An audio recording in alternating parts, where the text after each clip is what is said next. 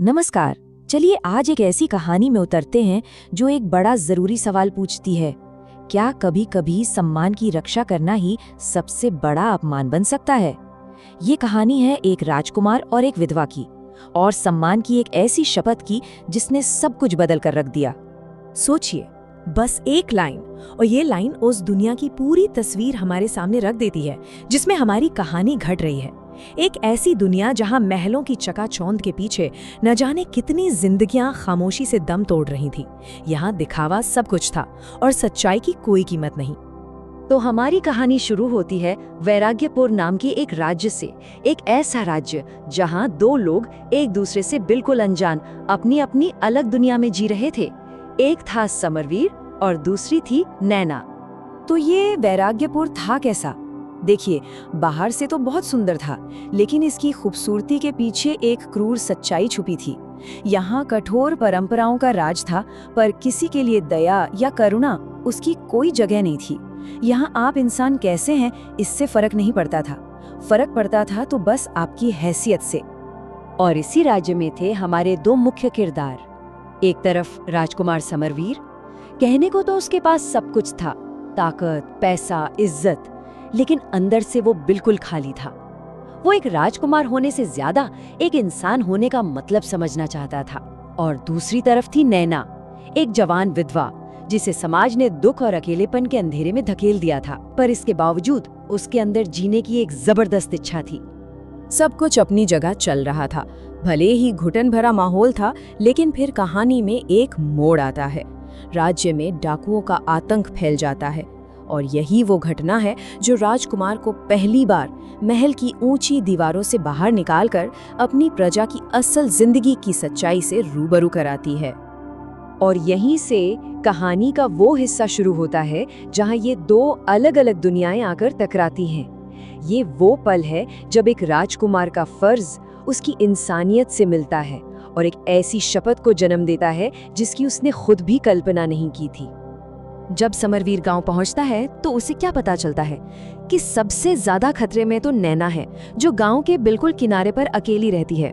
मतलब जिस औरत को समाज ने पहले ही अकेला छोड़ दिया था, अब डाकू भी उसे ही अपना सबसे आसान शिकार समझ रहे थे। और तब राजकुमार ने कुछ ऐसा किया जिसकी उस समाज में कोई कल्पना भी नहीं कर सकता था। उसने फैसला किया कि वो खुद नैना के घर के बाहर पहरा देगा। ये कोई शाही हुक्म नहीं था, ये तो समाज के बनाए बंधनों को तोड़कर एक इंसान का दूसरे इंसान को दिया गया सुरक्षा का भरोसा था। और बहुत जल्द उसकी शपथ की परीक्षा का वक्त भी आ गया। डाकुओं ने हमला किया, लेकिन राजकुमार और उसके सैनिक उन्हें खदेड़ देते हैं और गांव को बचा लेते हैं। लगता है हीरो का काम हो गया, है ना? लेकिन असल में तलवारों की लड़ाई तो खत्म हो गई थी, पर एक ज्यादा खतरनाक लड़ाई अब शुरू होने वाली थी। जी हाँ, कहानी का असली संघर्ष तो यहीं से शुरू होता है। अब हम देखेंगे कि कैसे एक सम्मान के काम को वही समाज जिसकी रक्षा की गई थी, अफवाहों का जहर मिलाकर बदनाम कर देता है। और बस सुबह होते होते कानाफूसी शुरू हो गई। सच को कैसे तोड़ा मरोड़ा जाता है, इसका ये एक बेहतरीन उदाहरण है। पूरी कहानी में से बस एक हिस्सा फैलाया गया। राजकुमार ने रात विधवा के घर के पास बिताई, और फिर शुरू हुआ एक दूसरे पर इल्जाम लगाने का खेल। और देखिए, इल्जाम हमेशा सबसे कमजोर पर ही आता है। लोगों ने कहना शुरू कर दिया कि जरूर उस विधवा ने ही राजकुमार को अपने जाल में फंसाया होगा। और देखते ही देखते ये बात महल तक पहुंच गई। और महल में सच्चाई की किसे परवाह थी? वहां तो बस शाही मर्यादा और नियमों की चिंता थी। राजकुमार का एक नेक काम अब शाही अपमान का मुद्दा बन गया था। तो ये जो हो रहा है ना, इसे कहते हैं कैरेक्टर असैसिनेशन। मतलब एक सोची समझी साजिश के तहत किसी की इज्जत को जानबूझकर मिट्टी में मिला देना। यहाँ असली लड़ाई डाकुओं से नहीं थी, बल्कि समाज के दोहरेपन और दिखावे से थी। और राजा का फैसला, वो तो जैसे इस पाखंड पर एक शाही मोहर थी। समरवीर को अपना फर्ज निभाने की सजा मिली, 3 महीने का देश निकाला। और नैना, जो इस पूरी कहानी में पीड़ित थी, उसे मदद के नाम पर एक आश्रय घर में भेज दिया गया, जो असल में एक जेल से कम नहीं था। न्याय का यहाँ मजाक बन चुका था। लेकिन इस सबके पीछे एक मास्टरमाइंड था। मंत्री शत्रुधर। उसका प्लान बिल्कुल साफ था। पहला, राजकुमार को रास्ते से हटाओ। दूसरा, लोगों को विधवा के खिलाफ भड़काओ। और तीसरा, भीड़ का इस्तेमाल करके उसे हमेशा के लिए खत्म कर दो, ताकि उसकी अपनी ताकत और बढ़ सके। और शत्रुधर ने अपना प्लान एक्शन में डाल दिया। अफवाहों से भड़काई गई एक गुस्साई भीड़, सोचिए, नैना के आश्रय गृह को घेर लेती है। अब उसकी जान सीधे सीधे खतरे में थी।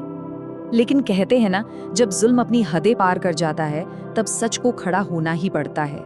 अब कहानी अपने आखिरी और सबसे अहम मोड़ पर पहुंच रही है। सवाल तो यही था कि अब होगा क्या। राजकुमार देश से बाहर है, नैना अकेली है और एक जान लेने पर उतारू भीड़ दरवाजे पर खड़ी है। ऐसे में न्याय की उम्मीद कैसे की जा सकती है?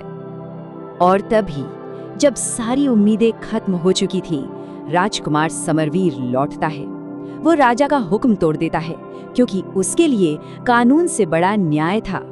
वो सीधा दरबार में जाता है और शत्रुधर पर साजिश रचने का इल्जाम लगाता है। अब ये बहुत बड़ा कदम था, बहुत हिम्मत का काम था, लेकिन बिना सबूत के उसकी बात कौन मानता? अब सब कुछ सबूत पर टिका था। और फिर सबूत सामने आता है। समरवीर ने बड़ी चालाकी से शत्रुधर के एक संदेशवाहक को पकड़ लिया था और उसके पास से जो चिट्ठियां मिली, उन्होंने पूरी साजिश का कच्चा चिट्ठा खोलकर रख दिया। उनमें साफ साफ लिखा था कि कैसे अफवाहें फैलानी हैं और कैसे भीड़ को हमले के लिए भड़काना है। ये एक ऐसा सबूत था जिसे कोई झुठला नहीं सकता था। इसके बाद जो हुआ वो न्याय की जीत थी। शत्रुधर को गिरफ्तार कर लिया गया और नैना को बाइज्जत बरी कर दिया गया। पर इससे भी बड़ी बात ये हुई कि इस एक घटना ने पूरे राज्य को बदल दिया।